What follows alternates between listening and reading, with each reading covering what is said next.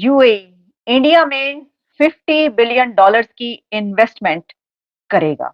और हमास का इसराइली फौज पर बड़ा हमला, 6 टैंकों समेत 9 फौजी गाड़ियां तबाह की।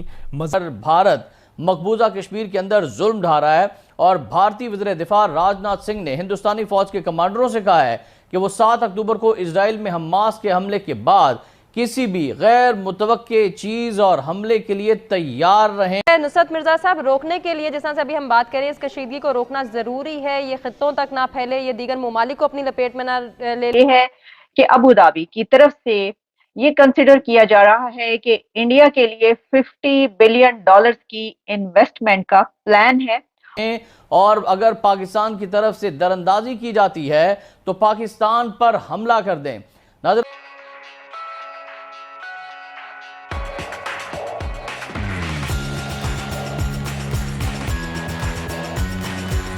और ये अगले कुछ महीनों में इसकी अनाउंसमेंट हो जाएगी।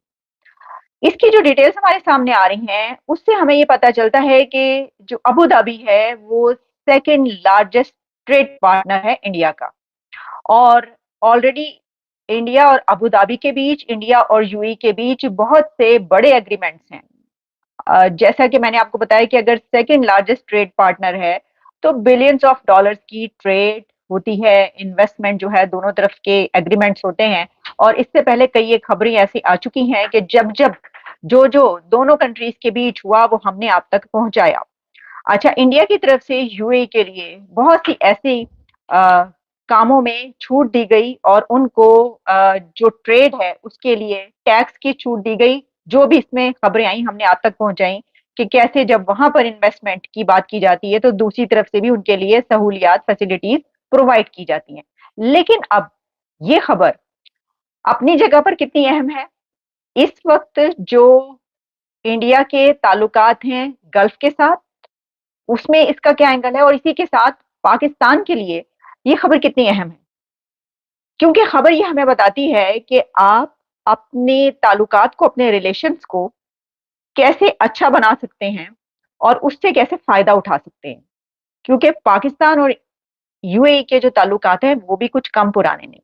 लेकिन जब हम इस खबर पर नजर डालते हैं तो इसमें थोड़ी सी अगर हम हिस्ट्री देखें तो इंडिया के रिलेशंस, पाकिस्तान के जैसे यूएई के साथ रिलेशंस है ना, इंडिया के रिलेशंस पहले ऐसे नहीं हुआ करते थे। 1980s में इंदिरा गांधी ने विजिट किया था, उनके उस वक्त जो ताल्लुकात थे वो थे, लेकिन डेकेड्स तक इनके कोई रिलेशंस इंडिया और यूएई के ऐसा इतने बेहतर नहीं रहे। लेकिन नरेंद्र मोदी के दौर में, जब इंडिया के प्राइम मिनिस्टर नरेंद्र मोदी साहब ने ये सोचा और अपने रिलेशंस जो हैं वो बेहतर बनाने शुरू किए, तो इस दौरान हमने ये देखा कि पिछले एक डेकेड में यूएई और इंडिया के जो रिलेशंस हैं वो बहुत बेहतरीन हो गए। अच्छा, अब इंडिया ने पहले ऐसा जो है वो नहीं सोचा था कि क्या हम जो है वो इन्वेस्टमेंट वहां से आए, बिलियंस ऑफ डॉलर्स की इन्वेस्टमेंट हो और इससे हमें इतना फायदा होगा। लेकिन हमने ये देखा कि जो इंडिया की मौजूदा हुकूमत है उसने ये पॉलिसी अडॉप्ट की। इंडिया के प्राइम मिनिस्टर मोदी साहब के कोई 4 से 5, शायद इससे भी ज्यादा मेरा ख्याल है, विजिट्स हों अपने इस टेन्योर के दौरान के जो उन्होंने अबू धाबी और यूएई के किए हैं। यानी एक विजिट आप ये देखिए कि इंदिरा गांधी के दौर में होता है और उसके बाद फिर इंडिया की मौजूदा हुकूमत ये सोचती है कि अब हम गल्फ कंट्री से और यूएई के साथ, अबू धाबी के साथ हम रिलेशंस जो है वो ऐसे बनाएं और ट्रेड होनी चाहिए और इन्वेस्टमेंट होनी चाहिए। आपको बताएं कि भारत कश्मीर में तहरीक आज़ादी को दबाने और कश्मीरी अवाम पर जुल्म और सितम का बाजार गर्म करने के लिए इजरायली हथकंडों का इस्तेमाल कर रहा है और इसराइल के नक्शे कदम पर चलना शुरू हो गया है। इस हवाले से इजरायली मंसूबा साज भी नई दिल्ली का बाकायदगी से दौरा करते रहे हैं और भारत को पाकिस्तान के खिलाफ कार्रवाइयों के लिए मशवरे देते रहे हैं और कश्मीर के अवाम पर जुल्म और सितम बढ़ाने और कश्मीर को हजम करने के हवाले से भी इजराइल की इंटेलिजेंस ने भारत से मुशावरत जारी रखी हुई है।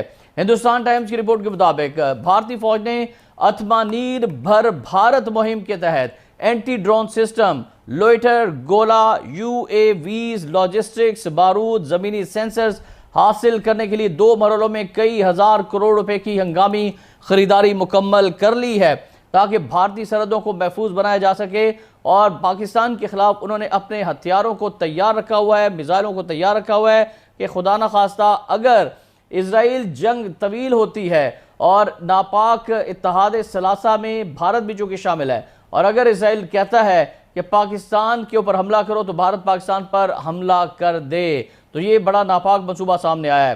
ادھر اسرائیلی فوج کی غزہ کی پٹی پر وحشیانہ بمباری جاری ہے۔ صہیونی فوج نے گزشتہ 24 گھنٹوں کے دوران مزید 271 فلسطینیوں کو شہید کر دیا۔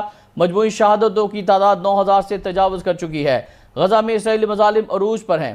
2 روز کے دوران جبالیہ پناہ گزین کیمپ پر اسرائیل کے حملوں میں 195 سے زائد فلسطینی شہید، 700 سے زائد زخمی ہو چکے ہیں۔ اسرائیلی طیاروں کی بمباری سے ایک ہی خاندان کے غزہ میں 8 افراد شہید کر دیے گئے۔ جبالیہ پناہ گزین کیمپ کے الفلوجہ علاقے میں گھروں پر درجنوں میزائلوں سے حملے کیے گئے۔ اسرائیل نے کہا ہے کہ حماس کے رہنما کے گھر کو نشانہ بنایا گیا۔ ادھر مغربی کنارے میں بھی فلسطینیوں کے خلاف یہودی آبادکاروں نے تشدد کی آگ تیز کر دی ہے۔ خودکار اسلحے سے آبادکاروں کی 3 شہداء کے جنازے پر فائرنگ کا واقعہ سامنے آیا ہے۔ 2 فلسطینیوں کو مزید شہید کر دیا گیا۔ غزہ کی بدترین اور اسرائیلی بمباری کے باعث تباہ کن صورتحال کے ساتھ ہی مغربی کنارے میں بھی اسرائیل نے تشدد بڑھا دیا ہے، اور تشدد بھڑکانے میں یہودی آبادکاروں اور انہیں اسرائیل کی طرف سے فراہم کیا گیا خودکار اسلحہ بھی جو ہے وہ اہم کردار ادا کر رہا ہے۔ اس کے لیے ضروری ہے کہ دونوں فریقین کو مذاکرات کی میز پر لایا جائے۔ اس میں عالمی دنیا کیا کردار ادا کر سکتی ہے اور مغربی ممالک کے لیے کتنا ضروری ہے کہ وہ بھی اسرائیل کو تھوڑا فورس کریں کہ وہ مذاکرات کی میز پر آ جائیں؟ دیکھیے، جہاں تک پہلے سوال کی بات ہے کہ حماس نے جب یہ کہا ہے کہ ہم مذاکرات کی تیار ہیں بشرطیہ کے جو کہ آپ نے بیان کیا، اس کے جواب میں اسرائیل نے یہ کہا ہے کہ حماس سرنڈر کرے یا مرنے کو تیار رہے، تیسرا کوئی آپشن نہیں ہے۔